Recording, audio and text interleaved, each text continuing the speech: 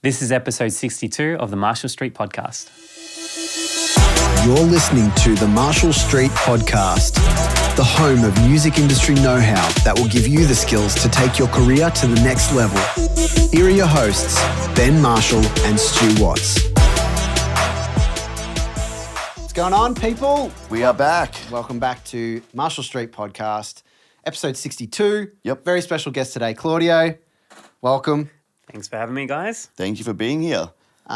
Before we kick off, let's just talk about the few of the nitty-gritty stuff. True. In terms of following us, you know, we're all over the socials, Instagram, you can follow us there.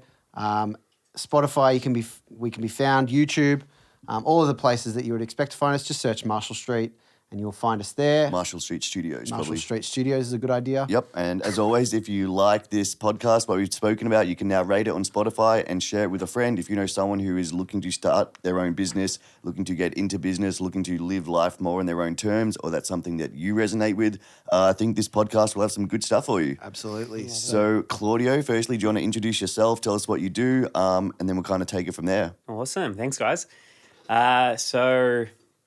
So I guess where I start with is I've got, I run a business, Spiral Orb Designs. I've been in business 10 years now. It's something that I went into not even thinking that was the direction I was going to go, as usual. There's a lot of businesses as we do. I run a brand and web design agency at the moment. I've built 4 brands over the last 10 years. And for myself, I classify myself as more of a brand specialist, which is more so all the psychology of branding, why brands grow, and how people are attracted to that. I have a massive passion with psychology, human psychology, and more importantly, the human condition. So how we live in this world, how this world works around us. That's essentially the overarching. One thing I want to know is when you say built a brand, it's probably a big, deep conversation, but what do you mean by that, built a brand? You built 4 brands. What does that mean? So basically bringing an idea or concept right from the start, bringing it to life, giving it life, and then watching it grow, I would say with ease. It's like the whole thing about business is hard, or to grow hard, it's hard to grow a business. With building a brand, it's more that it's just like this steady growth. And everyone that I've done has always been like that. It was only with the company that I have now have I been able to have the blinkers on to be able to see why that is with past brands, because the clientele changed. When I'm saying built a brand, it's right from scratch, ground up, on your own. Yeah, you get people to help alongside, but not so much where it's like you go into business with someone else and you're both working it together. So that's essentially, yeah. So when you do collaborate, what are the sorts of things that you would get people to collaborate on? Well, it'll be either growth or putting people coming into the picture for basically certain skills that I might not have, or a certain directions that required, or just even mentoring, just getting that kind of help. So business is way bigger than ourselves, and us going all in and trying to control everything and thinking that we know it all is probably the most wrong way to go about business. Yeah, but I think that's definitely a mindset and a trap that early on it's easy to fall into, just through out of lack of experience, having done it before. You know, like we always say, you don't know what you don't know. So, you know, a lot of people, when you get into business, it's easy. I'd say it's probably a lot more often than not, you go into it with the wrong mindset, and you've got to surround yourself with people who have done it, mentors, other people that you look up to get that advice and kind of guidance to get your mindset on track. One question that I like seeing business owners answer, if you were to tell yourself back then when you first got into business, how much work was going into it and how much work was going to be required in order for you to do what you do, would you still do it? Would you still get into business on your own? 100%. To follow on with that question, do I also know what life is like now, back then too? No, it's just purely because I think going into business, a lot of business owners are naive to the mountain that they're about to climb. And there's some people when you speak to them, you're like, look, if I knew the work and the amount of sleepless nights I was going to have to go through, a lot of or not a lot of them, and a amount of them would choose another job, would choose a career for someone else purely to make their life easier. Because I think there is this sense of some people can romanticize about having your own business and being your own boss, and they put this on a pedestal, when the reality is the amount of hours that we work a week so that we don't work a 38-hour week for someone else is huge. And that's just something that isn't, a lot of time it may be spoken about, but if you don't know to look into those circles and listen to those people, it's easy to bite off more than you can chew when starting your own business. Yeah, 100%. I also think like when you're getting into business or RTOs or others that like for me, for example, when I went into more with the fitness industry, you always go in with the things you like or the things you're good at. It's like, I want to help people and I like what I do. So it's easy to sell. Oh yeah, then you should get into business. Here, do a course, go live your lifestyle, do all that. There's nothing pretty about, by the way, you're probably going to have to put hundreds of hours and you're not getting paid. So that's okay, right? Like, I think people see the tip of the iceberg a lot of the times, where they see things that they resonate with and they potentially go, I could do that better. But they don't know what the person's done along the way to even put that content out. Like, you know, have they done it themselves? Have they got another company on that doesn't understand their brand? Like, there's so much to it that they don't see. All they see is this little video or a piece of information about this company, and they go, I could do that way better. Definitely. And even just being able to see the inside of another working business at scale before you start your own is hugely important. Like, you know, that's something, you know, I'd never really saw. And I'd say that my learning curve along the way could have been shortened, you know, if I'd gone and, say, worked for someone else for 2 years and saw how the inside of a bigger business worked, I'd be able to take a lot of those learnings away into mine. But, you know, there's no right or wrong path in this journey. And I also think that you did other things, so many other things, like going to, you know, big conferences and stuff like that, and learning from mentors like Jack the Bear and stuff like that, that was still important for you to grow this business. Yeah, definitely. And even like I look back on my journey, and even times in construction, it's like they have allowed me to, you know, maintain and build the facility. And it means, you know, I can do a lot of the hands-on stuff, even the time video editing. It's like when we first wanted to put out podcasts, it's like, cool, I was able to do sound and do video editing as well to get those things going. So all those little skills that I may not have learnt them with the intent to use them towards Marshall Street. 10 years later, when you start a business, you're like, cool, well now my invisible toolbox has got a lot more tools in it than the average business owner.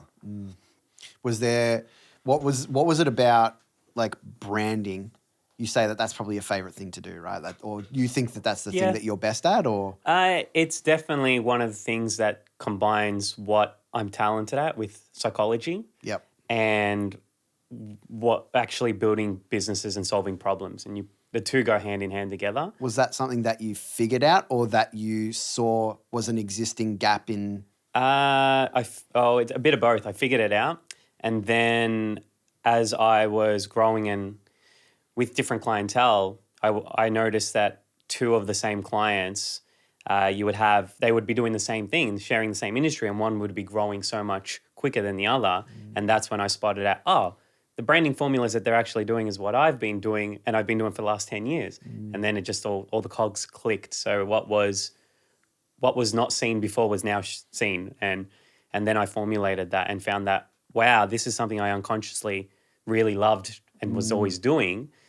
I'm now going to go full into that. But, beautiful. Yeah. Walk us through that process with, give us some examples of the difference. Like when you say branding and you're developing a brand with someone, and you're going through, I guess, the psychology behind it, what attracts people to different businesses. What are some things you look for? What are some pitfalls that you're like, man, 8 out of 10 businesses starting out will fall into this pattern of shitty branding, and it usually takes them 2 or 3 years to, you know, refine it and improve that. What are some of the things you see? So for the stuff that actually shows, oh, wow, that's going to be a good brand, it's all got to do with symbolic resonance. So that's essentially, as humans, we see everything in symbols. We're very visual.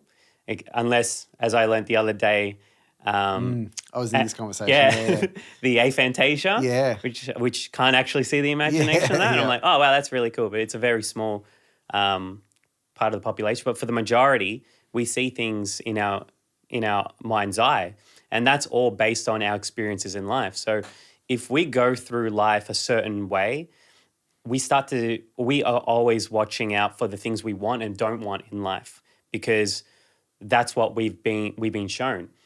If we're having a conversation, other people are talking about something we're absolutely not interested in, we have no idea about, that conversation just goes, it's like in the background. It's noise. It's just noise.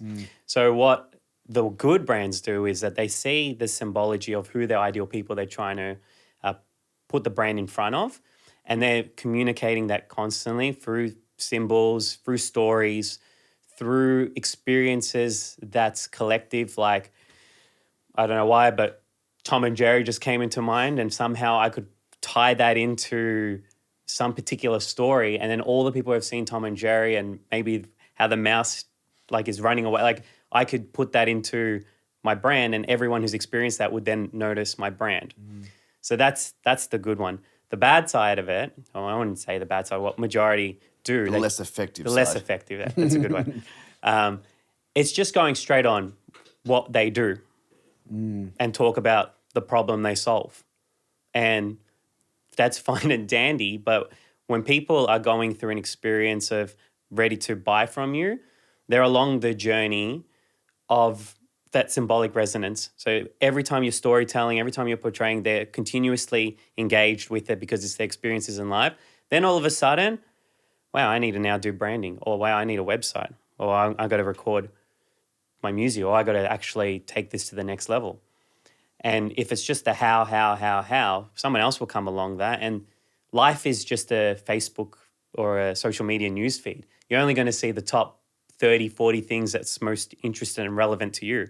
Everything else falls apart behind the metrics of the algorithms. So that's essentially the difference. I think like what stands out to me is like the storytelling aspect of it. And I'll own up to this. I struggle with that because I'm a very direct sort of person. We were having this conversation the other day. And the way I respond, which is something that I could probably talk about more, is that I like to be direct with people. I like to talk. I don't shy away from difficult conversations. It doesn't mean I don't like them, or it doesn't mean that I like them, but I think having that direct conversation with people is how I communicate.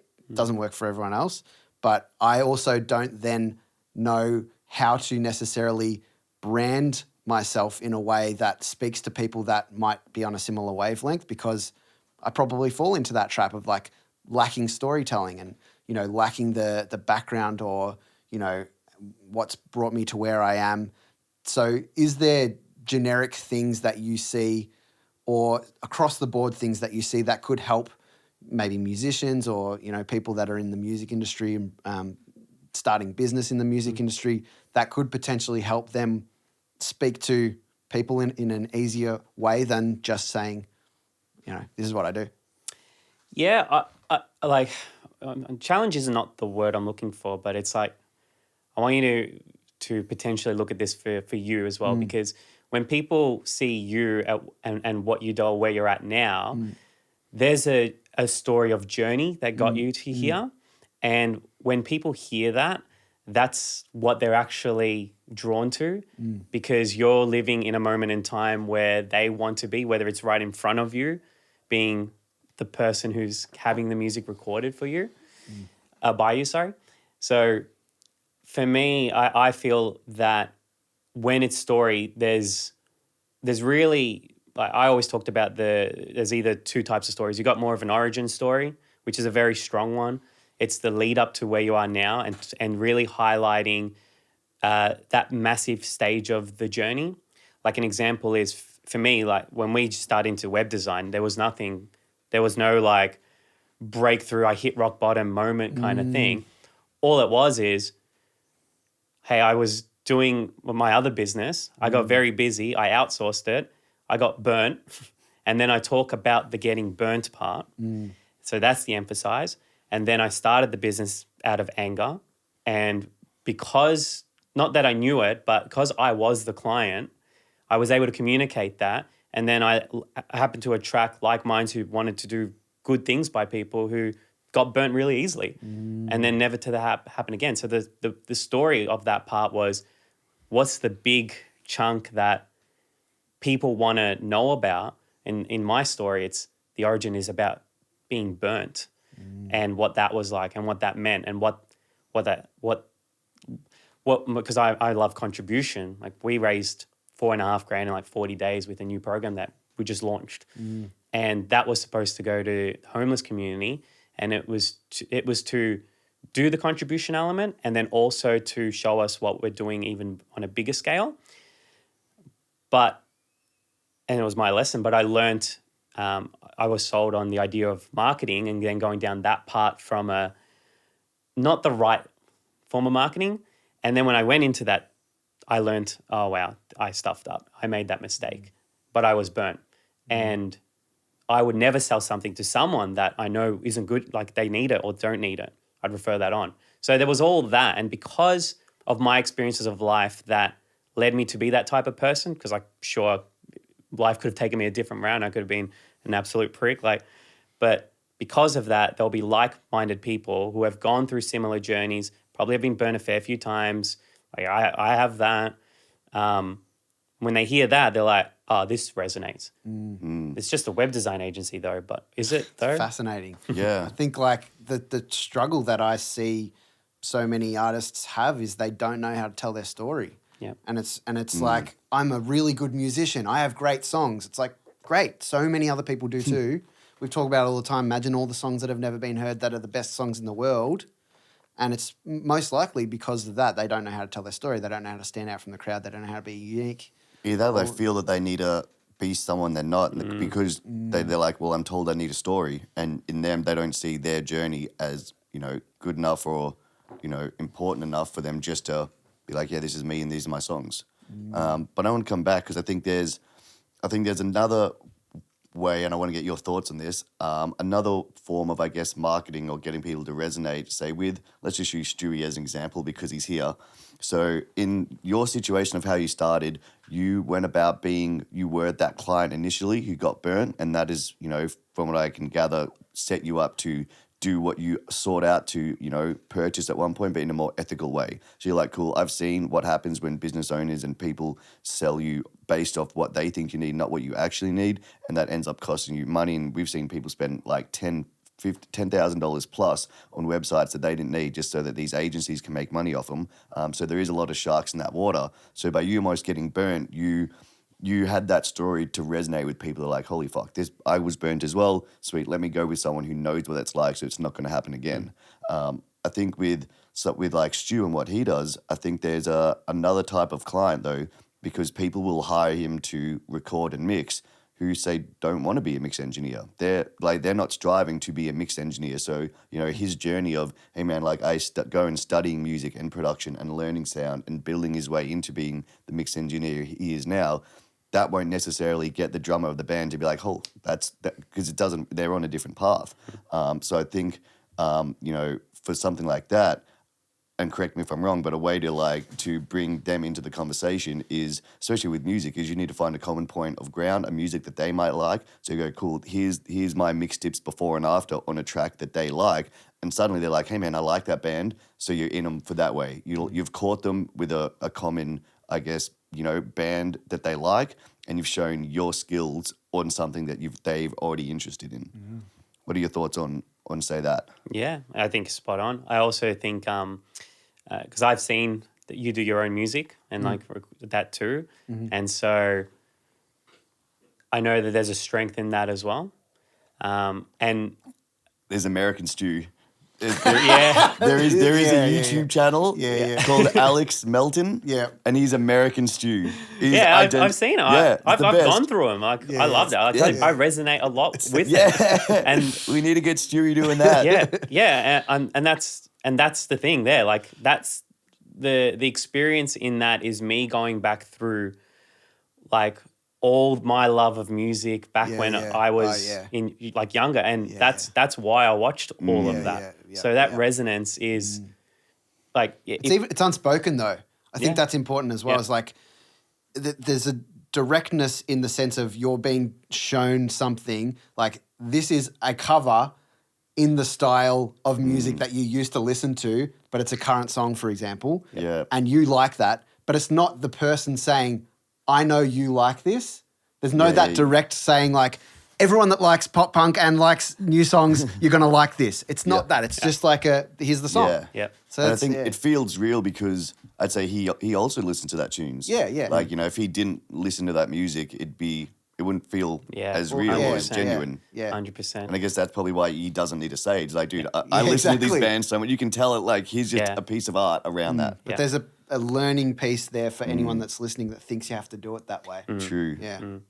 Also, there's a meta to that too, because in the music, what we're going to use as an example, the music of even what you're doing and the experiences, like on that subconscious plane, the emotions of what, for example, me, what I had gone through listening to that music and all the things that happened in my life around that time. That's all absolutely. happened in like less than a second. Yeah. Even if I don't consciously am unaware of it, and that passion there is already just another link to the chain. You know that you get it right when people come to you and they're like, it just feels right. Like working with you feels right. Yeah. That's because That's the best compliment Yeah. you can get. Yeah. Absolutely. Yeah. Yeah, Yeah. that's awesome. And I think like there's a similarity to all these things. Like, you know, you might walk past somewhere and have this scent of like, I get this all the time where I'm like, New York subway. There's nothing else that smells like a New York sub. Oh, I mean, there's heaps of stuff because when you walk down the road, that takes me back there straight away. And that's a similarity Yeah. there when you're hearing something that's familiar but new. And that can be really challenging for most people because they don't know how to get that into their brand or something. Yep. Like, yeah. So for people, someone who say just started and they may be listening to this, be like, all right, man, I need to give my brand some more thought than I previously have. What are some tips that people can do to start to, I guess, reverse engineer their brand to see it from the other person, from the consumer's point of view? Like, you know, what are some tips? How would you approach that with people? Okay, I'll try not to go too meta with this because it goes deep. Like, sacred geometry is a big one. I'm not going to go too much into it, but it's just all literally like maths and the science of that and how all that works. But when you research, like that's where you start. Like when you research certain concepts based on things that you like, it all comes back full circle. For example, I loved the word dynamic. So this is how my brand starts, but I love the word dynamic and I loved movement and I loved flow. So when I researched dynamic, I found a psychology model called spiral dynamics, which had the hierarchy of like societies and from all the way through to the entire globe. And that already was a huge concept based on personality, based on one word, based on my experiences, and that led me to enjoy all that. So even though that sounds complex, there's a part of life that everything is just so interconnected that when you just start based on just things you like and researching that, I guarantee that there's concepts out there, models out there that will just resonate so much and getting to the point of what you're looking for. And then you look at things in existence as well, like life, the earth, systems of things. Like there's just it's so broad with what you can find. When you say like research things that people like I guess even that in itself can be super hard or broad for someone starting out because they're like, well, hold on, what do I mean? What do I like? Like I could like a lot of things. I guess when people are starting in that, should they find things, I guess, that they around a person that they want to be, that they see themselves, that they strive to be? Is this things that they literally like right now in this time? Yeah. Yep. That one, like right now in this time. You can, when you can get convoluted? What's the word? Convoluted. That's the one. Where you get too focused on other people and then you're seeing the highlights of what's attracting you to them, which is... This happens all the time. Yeah. But they would have already ticked off the boxes that made you attract to them from that. So finding the uniqueness for your own brand stems from just you and what life is like, all the things that you do love, or certain elements of that you then create for whatever the specific thing that that you're trying to put out there. Yep. Whether if it's as a musician, what's the theme, like the overarching theme of the type of genre or music, or even stories of what you do. Like, I think I've got an example of this. Yeah. Is one of our residents, London Topaz. He has boards up in his room and just random words that inspire him and that he resonates with, just like on the wall. And, you know, when you enter his room, there's actually a thing on the door that outlines what his intentions are when he walks into that room. And stuff like that, where you're writing out mind maps and you're just putting words into your universe, I guess you'd say. Those sorts of things, when they trigger certain things in your brain, and when you think about that, you know, consciously and subconsciously, consciously by seeing it and think about it, but then later it'll still be in your brain. That will start to paint pictures, and it might flow into your lyrics, it might flow into your music, even your branding and stuff like that. I think that's a clear example to me of how that is well done. Yeah, steps you can take to build and solidify your brand, you know, within you, and then that will come out when you speak to people. I've got another question though. So a lot of this stuff feels like it's suited towards, say, businesses. You know, someone setting up a business, getting their branding right through online, through websites, everything like that.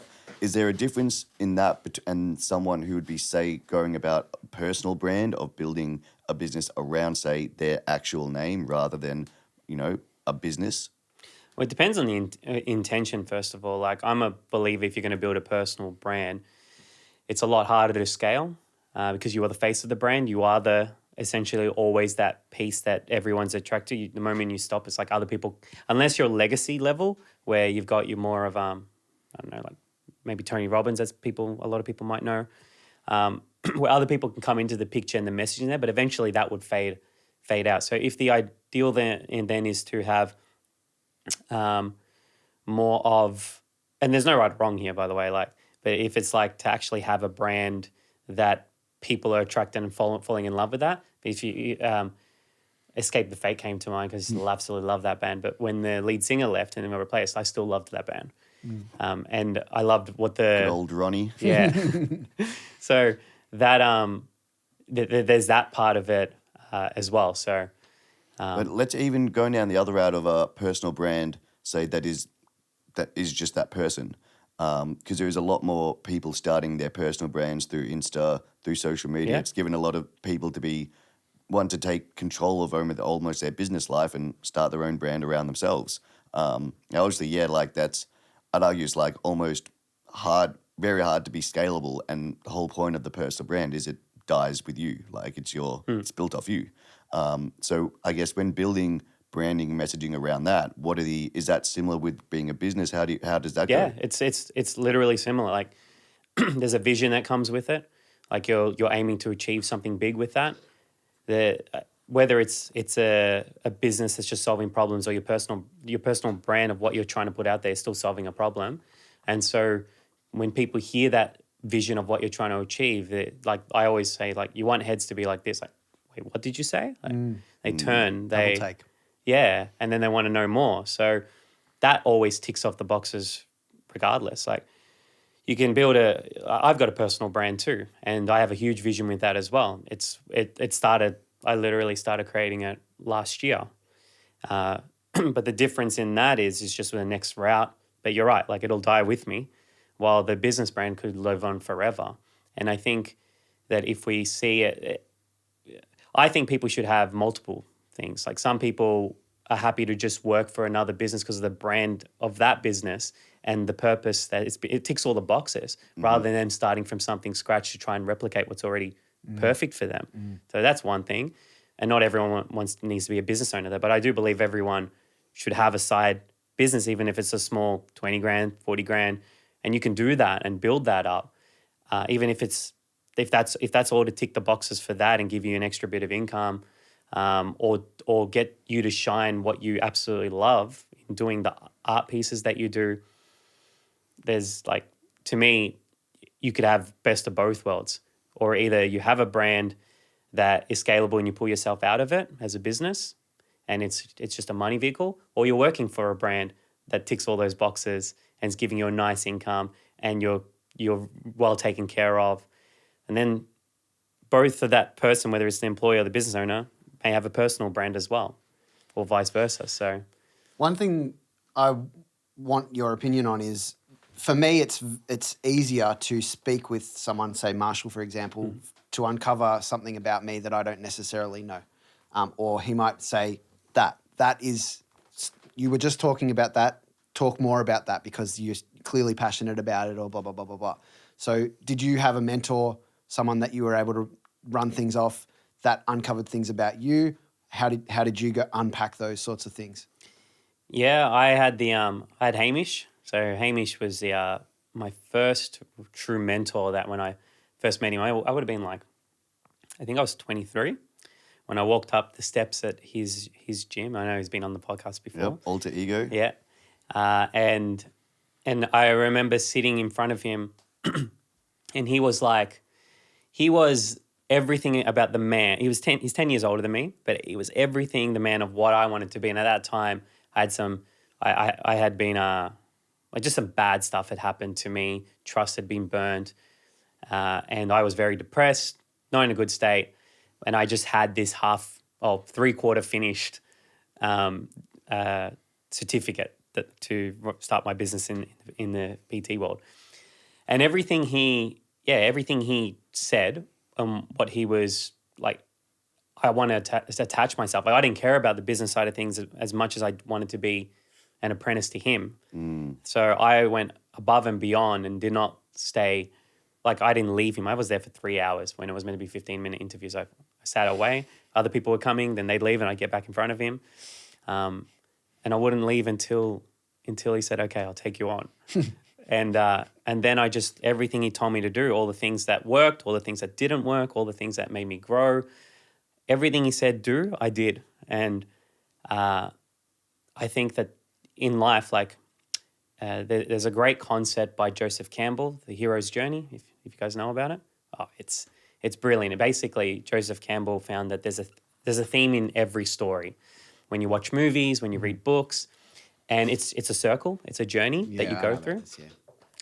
And in that journey, like, you'll be part of your environment right now and your community, and something's calling you to do more. It could be like they notice an ad, or saying, like for you guys, for example, is artists, right, or coaching or coming in, and that could be the call, and they're like, no. And they go back to the environment and it's not adding up to them. Usually after like the third time, they pick up that phone, and that's the whole analogy. Then once they go through, there's like a death that happens, and it's hard to go back, and they have to go into it. But in order to get through the whole circle, you need friends, you need mentors, allies. And in these stories, that happens like classic ones that most people would know is like Matrix or Wizard of Oz. You know, you've got all these people that tag along, and they all bring in their strengths. And all of it is building up to the individual, to the final boss. And the final boss might be to actually do a recording, or it might be to do the first sale, or post up the first post that's actually asking for something, like whatever it is. And the allies and everyone around you has equipped you so strong that you're ready to tackle on that, and then you defeat it. And once you beat the boss, you get the treasure. And the treasure might be a song. The treasure might be someone going, yeah, actually, I'll give it a shot. Like, Or I'll buy that thing. I'll buy that thing. Yeah. Yeah. And then you've come back to the start. And the start is you've gone back home with a new skill set, a new reward, to a community that's, you're kind of almost like, wow, I'm growing now. I'm like, this is great to be home, but I want to go on the next adventure. So now you're going to the next thing, and it might be the same allies. You might get a few new ones. Eventually you come back because you've got so many things, and the environment has changed so much. And now you're hanging around all these other artists that are making it. You're hanging around with business owners that are doing it. Like, that's the cycle, and it's in absolutely everything. It's in your life. It's when you go to school, new friendship circles. It's when you get a job, that first time from an interview, all the way through to, I've outgrown this place. I have to honor this and I have to move on. Like, it's the circle is always there. Love it. Yeah, that's cool. It's an amazing concept. Yeah. I love it. Yep. That's cool. What was that? Is that a book? Joseph Campbell wrote it, but if you just type in the hero's journey, you'll see hundreds of concepts come up around it. But yeah, he's got a great book. I think it's called The Hero with 1,000 Faces. It's definitely a great book to read, but it's essentially you. There's also a really good documentary that they did off it called Finding Joe. So if you're not much of a reader, you could find it on YouTube. I think it goes for like an hour and a bit, but brilliant. You see people who have gone through hardships in life. Like I'm talking about bad stuff that happened to them as kids. One person was on a plane that crashed, and his parents died, and he was only like 10. And then his auntie was trying to get him out of, it was like a mountain pass or something, and she fell, and he found her later dead, had to bury her.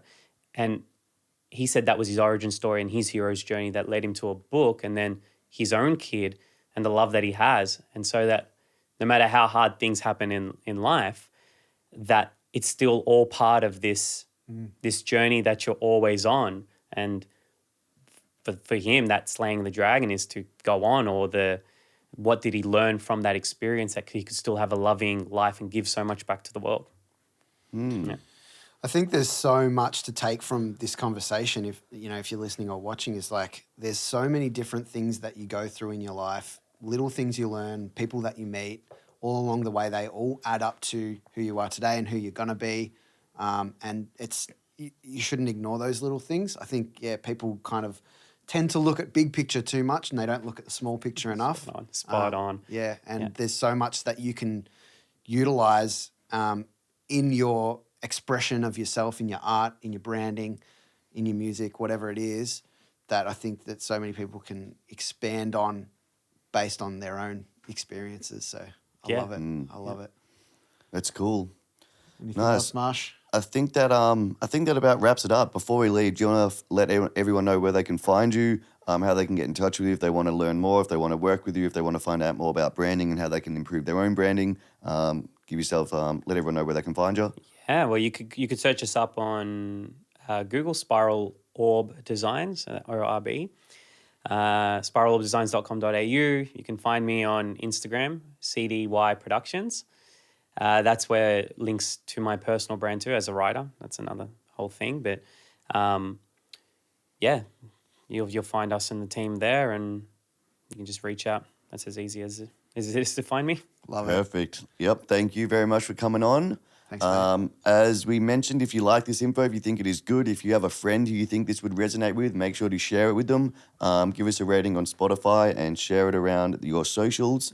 If you want to find out more about what we do, or if you want have a chat with us, we are doing free consultations. Yep, link is just in the Instagram bio. Yep, you can find us there, free 15-minute chats. And as always, thank you again. Thank you for checking us out on Spotify or YouTube or Instagram or wherever you found us. Much appreciated. Yep. And Claudizzle, thank you for coming in, my friend. Thanks so much. Always for a having pleasure. Me. It definitely is. We'll see you next time. Bye. Peace.